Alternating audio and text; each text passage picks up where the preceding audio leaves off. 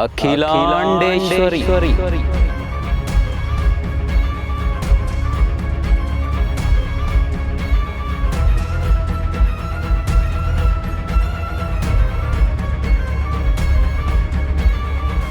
ದೇವ್ರೆ, ಉರಿಯೋ ದೀಪದಿಂದ ಬೆಂಕಿ ಹಚ್ಚೋ ದುಸ್ಸಾಹಸ ಬೇಡ. ಅಖಿಲಮ್ಮವ್ರನ್ನ ನೀನೇ ಕಾಪಾಡಪ್ಪ.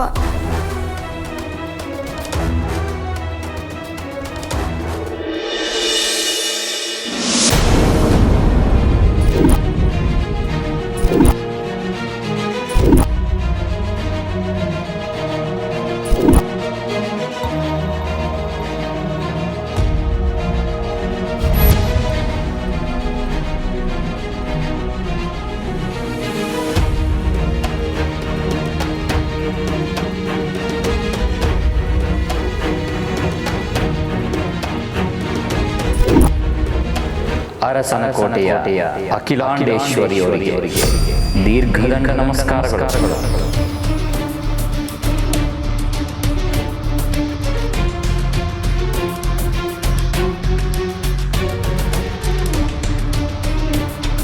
ಎಸ್ ಜಯ, ಒಂದಷ್ಟು ಜನ ನಿಮ್ಮನ್ನು ಭೇಟಿ ಮಾಡೋದಕ್ಕೆ ಅಂತ ಬಂದಿದ್ದಾರೆ ಮ್ಯಾಮ್. ಎಲ್ಲ ಹೊರಗಡೆ ಇದ್ದಾರೆ. ಏನು ವಿಷಯ? ಅನಾಥಾಶ್ರಮದ ಬಗ್ಗೆ ಇರಬೇಕು. ಡೊನೇಷನ್ ಕೇಳೋದಕ್ಕೆ ಬಂದಿದ್ದಾರೆ ಅಂತ ಅನಿಸುತ್ತೆ. ಅಷ್ಟೇನು ಇಂಪಾರ್ಟೆಂಟ್ ಅಲ್ಲ ಅನಿಸುತ್ತೆ. ಕಳಿಸ್ಬಿಡ್ಲಾ ಮ್ಯಾಮ್? ನೋ, ಭೇಟಿ ಮಾಡ್ತೀನಿ.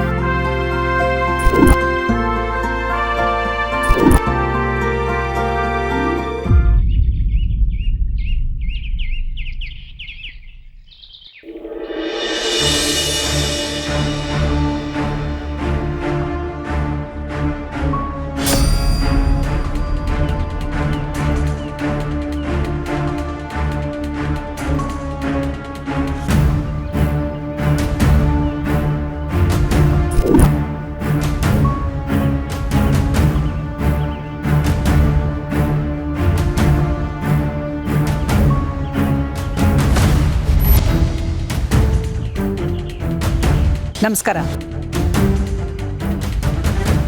ಕೂತ್ಕೊಳ್ಳಿ.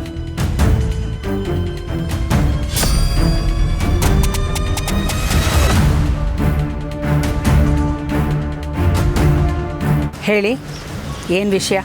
ಅಮ್ಮ ನಮಸ್ತೆ. ನಾವು ಸಿದ್ಧಾರ್ಥ ಅನಾಥಾಶ್ರಮದಿಂದ ಬಂದಿದ್ದೀವಿ. ನಮ್ಮ ಅನಾಥ ಮಕ್ಕಳು ವಿದ್ಯೆ, ಊಟ, ವಸತಿ ಎಲ್ಲ ನಮ್ಮ ಟ್ರಸ್ಟಿಂದ ಜವಾಬ್ದಾರಿ.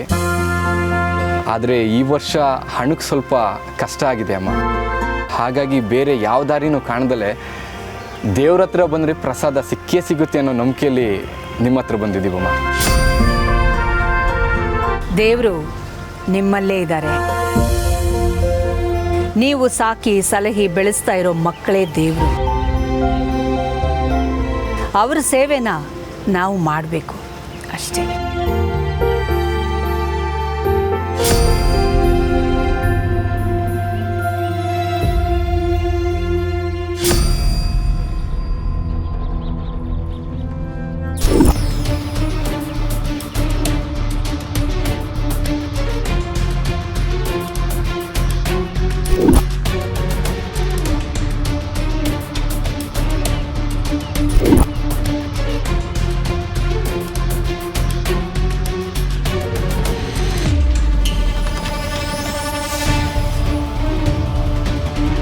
ಇದು ನಿಮ್ಮ ದೊಡ್ಡ ಗುಣ ಅಮ್ಮ. ಕೈ ನೀಡಿ ದಾನ ಮಾಡ್ತೀರ. ನಿಮ್ಮ ಆಶೀರ್ವಾದ ನಮ್ಗೆ ಯಾವಾಗಲೂ ಹೀಗೆ ಇರಬೇಕು.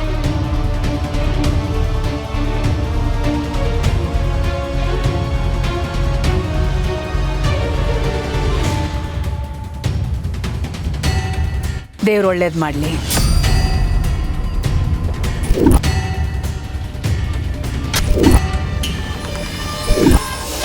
ಅಮ್ಮ ಅಮ್ಮ ಅಮ್ಮ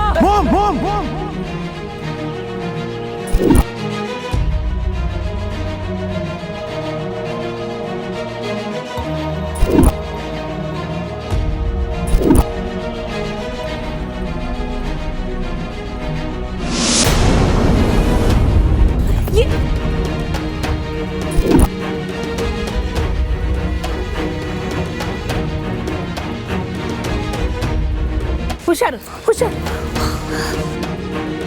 ಆದಿ, ಪ್ರೀತು, ಈತನ ಒಳಗೆ ಕರ್ಕೊಂಬನ್ನಿ. ಬನ್ನಿ, ಒಳಗೆ ಬಾಪ್ಪ.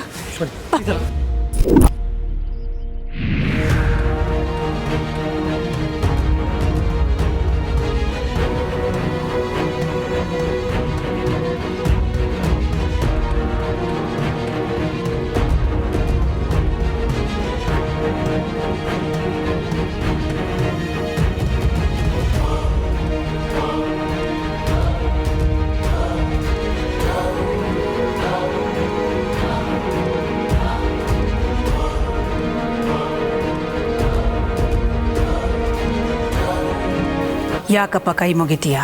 ನನ್ನ ಜೀವ ಕಾಪಾಡಿದ ವ್ಯಕ್ತಿ ನೀನು. ನಾವು ನಿನಗೆ ಆಭಾರಿಯಾಗಿರಬೇಕು. ಇಷ್ಟು ದಿನ ದೇವತೆಗಳ ಕತೆ ಕೇಳಿದ ಹಾಗೆ ನಿಮ್ಮ ಕತೆನೂ ಕೇಳಿದ್ದೆ ಅಮ್ಮ. ಈಗ ಸಾಕ್ಷಾತ್ ದೇವತೆ ಎದುರುಗಡೆ ಕಂಡಾಗ ಕೈಗಳು ತಾವಾಗೇ ಕೈ ಮುಗ್ದುವಮ್ಮ. ನಿನ್ನ ಹೃದಯ ವಿಶಾಲ, ಅಷ್ಟೇ ಗಟ್ಟಿ ಕೂಡ. ಅದಕ್ಕೆ ನಿನಗೆ ಹಾಗೆ ಕಾಣಿಸ್ತಿದೆ.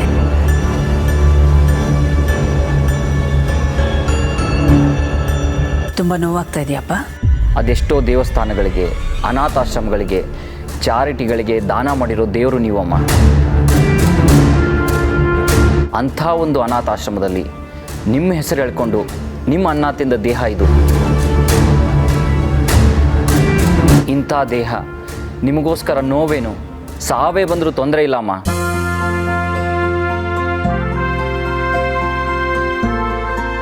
ಹಾಗೆಲ್ಲ ಮಾತಾಡಬಾರ್ದಪ್ಪ. ಬಾಳಿ ಬದುಕಬೇಕಾಗಿರೋನು ನೀನು. ಅಮ್ಮ, ನನ್ನ ಕ್ಷಮಿಸಿದ್ದೀನಿ ಅಂತ ಒಂದೇ ಒಂದು ಸತಿ ಹೇಳಿಬಿಡಿ ಅಮ್ಮ.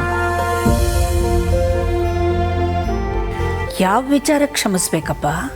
ಅನಾಥಾಶ್ರಮದ ಮುಖವಾಡ ಧರಿಸಿ ಬಂದಿರೋ ಜನರ ಜೊತೆ ನಾನು ತಿಳಿದೇ ಬಂದ್ಬಿಟ್ಟೆ ಅಮ್ಮ. ನಿಮ್ಮನ್ನು ನೋಡೋ ಆಸೆ ಇತ್ತು, ಹಾಗೆ ಕೆಲಸ ಕೇಳೋ ಆಸೆನೂ ಇತ್ತು. ಅಷ್ಟರಲ್ಲಿ ಕೊಳಕು ಮಂಡಲ ಕಚ್ಚಕ್ಕೆ ಬಂದಿವೆ ಅಂತ ತಿಳಿತು, ಹೊಸಕಾಗ್ಬಿಟ್ಟೆ ಅಮ್ಮ. ನನ್ನ ಅಕ್ಕಪಕ್ಕ ನೆರಳಾಗಿ ನಿಂತು ನನ್ನನ್ನು ಕಾಯಬೇಕಾದ ಬಾಡಿಗಾರ್ಡ್ಗಳಿಗೆ ಹಸು ಯಾವುದು ಹಾವು ಯಾವುದು ಅಂತ ಗೊತ್ತಾಗದಿರೋವಾಗ ನಿನಗೆ ಗೊತ್ತಾಗಿ ನೀನು ನನ್ನನ್ನು ಕಾಪಾಡಿದೀಯಾ. ನಿನಗೆ ನಾನು ಥ್ಯಾಂಕ್ಸ್ ಹೇಳಬೇಕು. ನೀನು ನನಗೆ ಮಾಡಿರೋ ಉಪಕಾರಕ್ಕೆ ಬರೀ ಬಾಯಿ ಮಾತಲ್ಲಿ ಥ್ಯಾಂಕ್ಸ್ ಹೇಳಿದ್ರೆ ಸಾಲದು, ಅದಕ್ಕೆ ತಕ್ಕ ಬೆಲೆನ ಕೊಡಬೇಕಲ್ವಾ? ನೀವು ಏನೇ ಕೊಟ್ಟರು ಭಕ್ತಿಯಿಂದ ಸ್ವೀಕಾರ ಮಾಡ್ತೀನಮ್ಮ. ಇನ್ನು ಮುಂದೆ ನೀನೇ ನನ್ನ ಬಾಡಿಗಾರ್ಡ್ ಆಗಿ ನನ್ನ ನೆರಳಾಗಿ ಇದ್ಬಿಡು.